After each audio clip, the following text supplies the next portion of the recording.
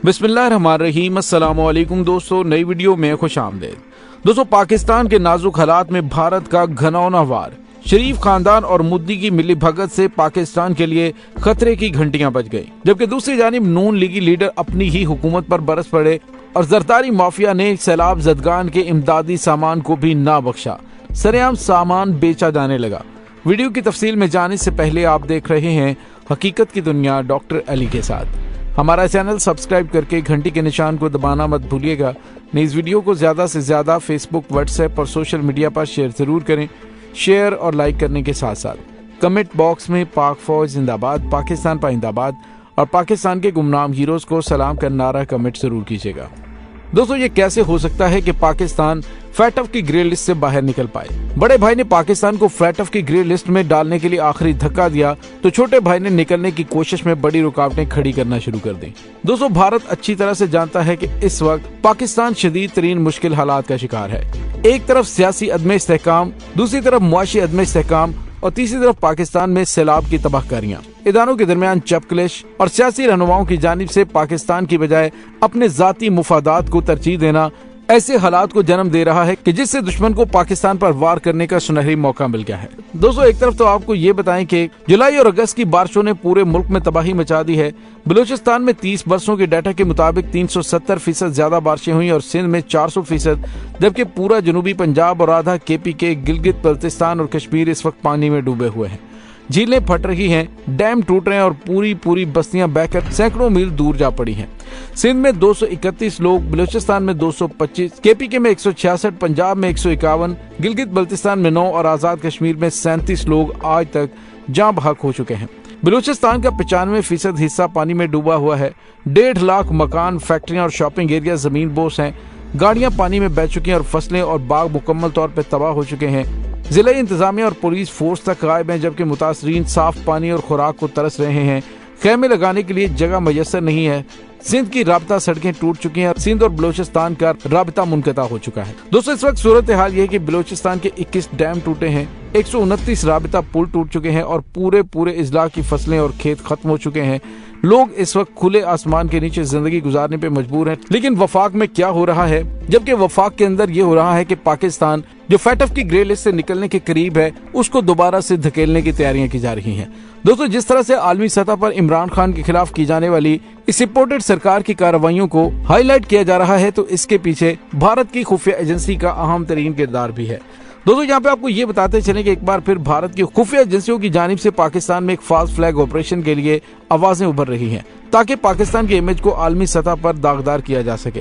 दोस्तों, मौजूदा बरसरे इक़्तिदार इत्तेहादी टोले ने इस वक्त जिस तरह की इंतकामी कार्रवाइयां शुरू कर रखी हैं, इनमें पहले ही अक़वाम मुत्तहिदा, आलमी तंजीमें और आलमी शोहरत के हामिल नामवर अफराद की जानिब से इजहार तशवीश किया जा रहा है। पाकिस्तान के मकबूल तरीन और आलमी शोहरत याफ्ता रहनुमा के खिलाफ दहशत गर्दी के मुकदमात दर्ज कराने और फिर एक मंसूबे के तहत उस मुकदमे की दुनिया भर में तशहीर करने से खुद ही FATF के सामने अपना मुकदमा पाकिस्तान कमजोर कर रहा है। भारत की बदनाम जमाना खुफिया एजेंसी रॉ, जो दहशत गर्दों की नर्सरी के नाम से भी जानी जाती है, उसने पाकिस्तान समेत इर्द गिर्द के तमाम हमसाया ममालिक के खिलाफ इस कदर मुज़हिका खेज फास्ट फ्लैग ऑपरेशन कर रखे हैं कि जरा सा शऊर रखने वाले अफराद भी सारे ममालिक में बर्पा की जाने वाली दहशत गर्दी की वारदात होते ही राह का नाम लेना शुरू कर देती है। इस वक्त भारत की बेचैनी इसलिए समझ में आती है कि चंद दिनों बाद फैटफ का वो इजलास होने जा रहा है जिसमें पाकिस्तान को ग्रे लिस्ट से निकालकर क्लीन चिट दी जानी है।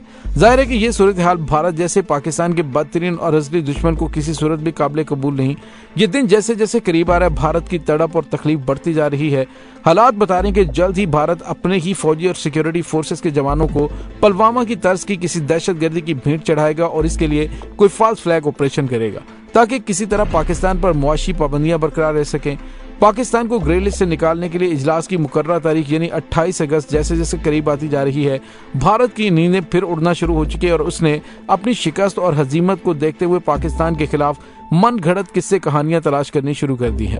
हमें इस मौके पर हर कदम फूंक फूंक कर उठाना होगा और दुनिया भर को एक बार फिर भारत की साजिशों से आगाह करना होगा। और दोस्तों, पाकिस्तान के अंदर इम्पोर्टेड सरकार की जानिब से इस मसले को, इमरान खान के खिलाफ केस को इतनी ज्यादा हाइप देने के पीछे भी इस साजिश की बू आ रही है। दोस्तों, इसी तरह से अगर ये इम्पोर्टेड सरकार फैसले करती रही और अपनी दुश्मनी की पॉलिसी पे गामजन रही तो आने वाले दिनों में पाकिस्तान के लिए बहुत ज्यादा मसाइल पैदा हो सकते हैं। दोस्तों यहाँ पे आपको ये बताते चलें कि दूसरी जानिब एक और बड़ी अफसोसनाक खबर सामने आ रही है। वो अफसोसनाक खबर ये है कि लोग बढ़ चढ़कर सैलाब ज़दगान की अपनी मदद आपके तहत आगे बढ़ रहे हैं, लेकिन जरदारी माफिया ने सैलाब ज़दगान की इमदाद को भी ना छोड़ा।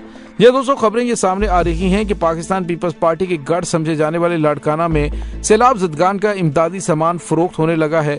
आम शहरी ने वीडियो बनाकर जरदारी माफिया की 15 साला नालायकी रिकॉर्ड कर ली और दोस्तों अब ये वीडियो सोशल मीडिया पर वायरल है, जिसमें देखा जा सकता है कि सैलाब ज़दगान की मदद के लिए, इमदाद के लिए भेजा जाने वाला सामान कहीं और ही जा रहा है। दोस्तों दूसरी जानिब आपको ये भी बताते चलें कि पीडीएम इत्तेहाद को अब अच्छी तरह से अंदाजा हो गया है कि वो मुल्क के अंदर इंतखाबात में किसी सूरत भी कोई कामयाबी हासिल नहीं कर सकते। आबिद शेर अली ने प्रेस कॉन्फ्रेंस की है, जिसमें वो अपनी ही हुकूमत की पॉलिसियों पर चीखते चिल्लाते और तनकीद करते हुए नजर आए, जिसमें उन्होंने कहा कि शहबाज शरीफ की इस वक्त मौजूदा पॉलिसियों की वजह से नून लीग का वोट बैंक खत्म हो रहा है और उनके अपने ही लोग उन पर तनकीद कर रहे हैं।